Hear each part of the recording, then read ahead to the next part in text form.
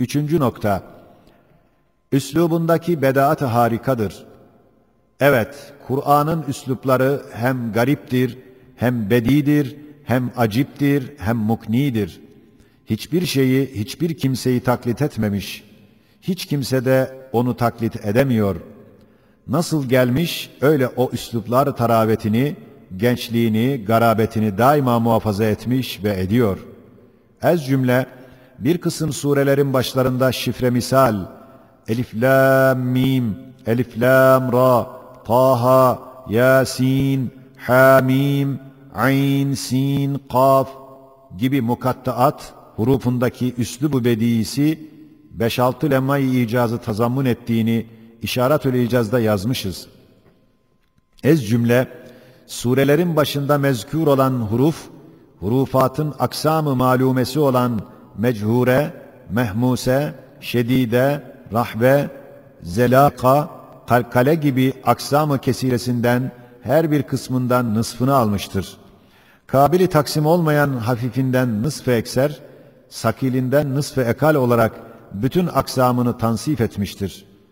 Şu mütedahil ve birbiri içindeki kısımları ve 200 ihtimal içinde mütereddit, yalnız gizli ve fikren bilinmeyecek bir tek yol ile umumu tansif etmek kabil olduğu halde, o yolda, o geniş mesafede sevki kelam etmek, fikri beşerin işi olamaz. Tesadüf hiç karışamaz. İşte bir şifre-i ilahiye olan surelerin başlarındaki huruf, bunun gibi daha 5-6 lem'ay-i icaziyeyi gösterdikleriyle beraber, ilmi esrar-ı huruf ulemasıyla evliyanın muhakkikleri şu mukattaattan çok esrar istihraç etmişler ve öyle hakaik bulmuşlar ki, onlarca şu mukattaat kendi başıyla gayet parlak bir mucizedir. Onların esrarına ehil olmadığımız, hem umuma göz görecek derecede ispat edemediğimiz için o kapıyı açamayız. Yalnız İşaret-ül İcaz'da şunlara dair beyan olunan 5-6 lemay icaza havale etmekle iktifa ediyoruz. Şimdi esali-i Kur'aniye'ye sure itibariyle, maksat itibariyle, ayat ve kelam ve kelime itibariyle birer işaret edeceğiz.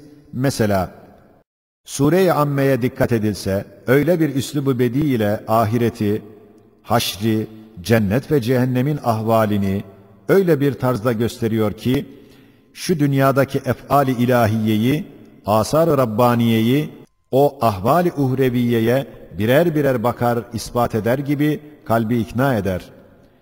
Şu suredeki üslubun izahı uzun olduğundan, yalnız bir iki noktasına işaret ederiz. Şöyle ki, şu surenin başında kıyamet gününü ispat için der, size zemini güzel serilmiş bir beşik, dağları hanenize ve hayatınıza defineli direk, hazineli kazık, sizi birbirini sever, ünsiyet eder çift, geceyi hab-ı rahatınıza örtü, gündüzü meydan-ı maişet, güneşi ışık verici ısındırıcı bir lamba, bulutları ab-ı hayat çeşmesi gibi ondan suyu akıttım. Basit bir sudan bütün erzakınızı taşıyan, bütün çiçekli meyveli muhtelif eşyayı kolay ve az bir zamanda icat ederiz. Öyleyse yevmi fasl olan kıyamet sizi bekliyor. O günü getirmek bize ağır gelemez. İşte bundan sonra kıyamette dağların dağılması, semavatın parçalanması, cehennemin hazırlanması ve cennet ehline bağ ve bostan vermesini gizli bir surette ispatlarına işaret eder. Manen der, madem gözünüz önünde dağ ve zeminde şu işleri yapar, ahirette dahi bunlara benzer işleri yapar. Demek surenin başındaki dağ, kıyametteki dağların haline bakar ve bağ ise ahirde ve ahiretteki hadikaya ve bağa bakar. İşte sair noktaları buna kıyas et, ne kadar güzel ve âli bir üslubu var, gör. Mesela, قُلِ اللّٰهُمَّ مَالِكَ الْمُلْكِ تُؤْتِ الْمُلْكَ مَنْ تَشَاءُ وَتَنْزِعُ الْمُلْكَ مِمَّنْ تَشَاءُ İlâ ahir. Öyle bir üslubu âlide beni beşerdeki şuunat-ı ilahiyeyi ve gece ve gündüzün deveranındaki tecelliyat-ı ilahiyeyi ve senenin mevsimlerinde olan tasarrufat-ı Rabbaniyeyi ve yeryüzünde hayat memat, haşir ve neşri dünyeviyedeki icraat-ı Rabbaniye'yi öyle bir ulvi üslub ile beyan eder ki, ehli dikkatin akıllarını tesir eder. Parlak ve ulvi geniş üslubu, az dikkat ile göründüğü için, şimdilik o hazineyi açmayacağız. Mesela, اِذَا السَّمَاءُ انشَقَّتْ وَاَذِنَتْ لِرَبِّهَا وَحُقَّتْ وَاِذَا الْأَرْضُ مُدَّتْ وَأَلْقَتْ مَا ف۪يهَا وَتَخَلَّتْ وَاَذِنَتْ لِرَبِّهَا وَحُقَّتْ. Gök ve zeminin Cenab-ı Hakk'ın emrine karşı derece-i inkiyat ve itaatlerini şöyle âli bir üslub ile beyan eder ki, nasıl bir kumandan-ı azam, mücahede ve manevra ve ahz-ı asker şubeleri gibi mücahedeye lazım işler için iki daireyi teşkil edip açmış, o mücahede, o muamele işi bittikten sonra o iki daireyi başka işlerde kullanmak ve tebdil ederek istimal etmek için o kumandan-ı azam o iki daireye müteveccih olur.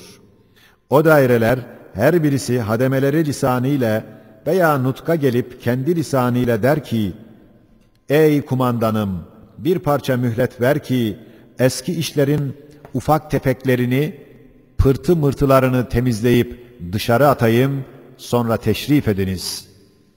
İşte atıp senin emrine hazır duruyoruz. Buyurun ne yaparsanız yapınız. Senin emrine münkadız.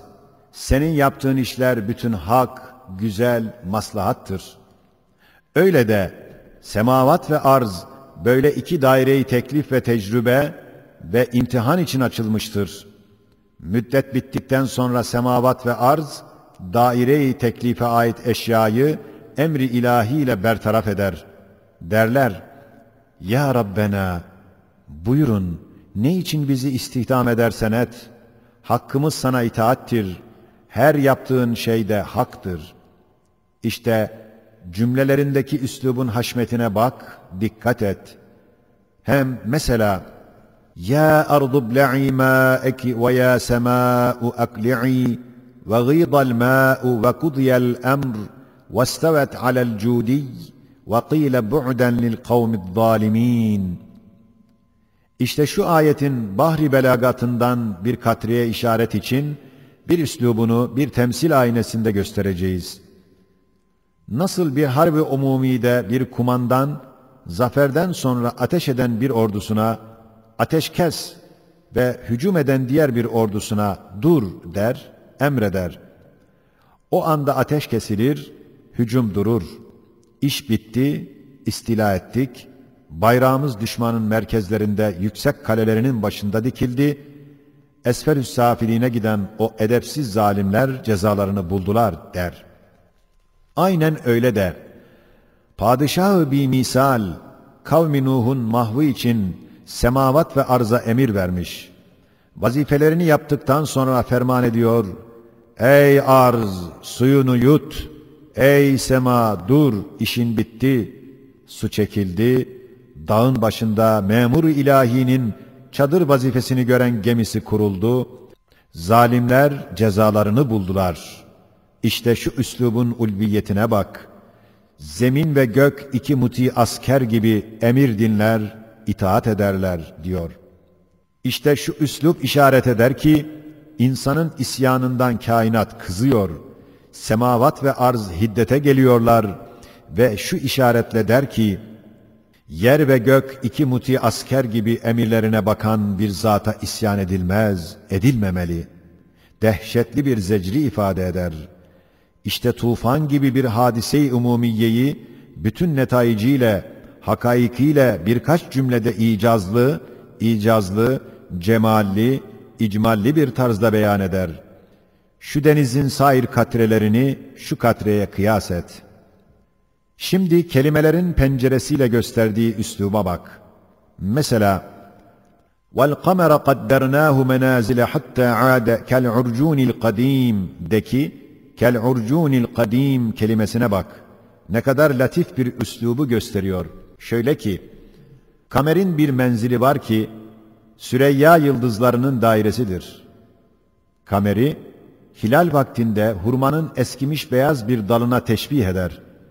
Şu teşbih ile semanın yeşil perdesi arkasında güya bir ağaç bulunuyor ki, beyaz, sivri, nurani bir dalı, perdeyi yırtıp başını çıkarıp, Süreyya o dalın bir salkımı gibi ve sair yıldızlar o gizli hilkat ağacının birer münevver meyvesi olarak, işitenin hayali olan gözüne göstermekle, medar-ı maişetlerinin en mühimmi hurma ağacı olan sahranişinlerin nazarında ne kadar münasip, güzel, latif, ulvi bir üslubu ifade olduğunu zevkin varsa anlarsın. Mesela 19. sözün ahirinde ispat edildiği gibi وَالشَّمْسُ تَجْرِي لِمُسْتَقَرٍ لَهَا"deki tecri kelimesi şöyle bir üslubu âliye pencere açar. Şöyle ki, tecri lafzıyla yani güneş döner tabiriyle kış ve yaz, gece ve gündüzün deveranındaki muntazam tasarrufat-ı kudret-i ilahiyeyi ihtar ile sani'in azametini ifham eder ve o mevsimlerin sayfelerinde kalemi kudretin yazdığı mektubat-ı samedaniyeye nazarı çevirir. Halik-i Zülcelal'in hikmetini ilam eder.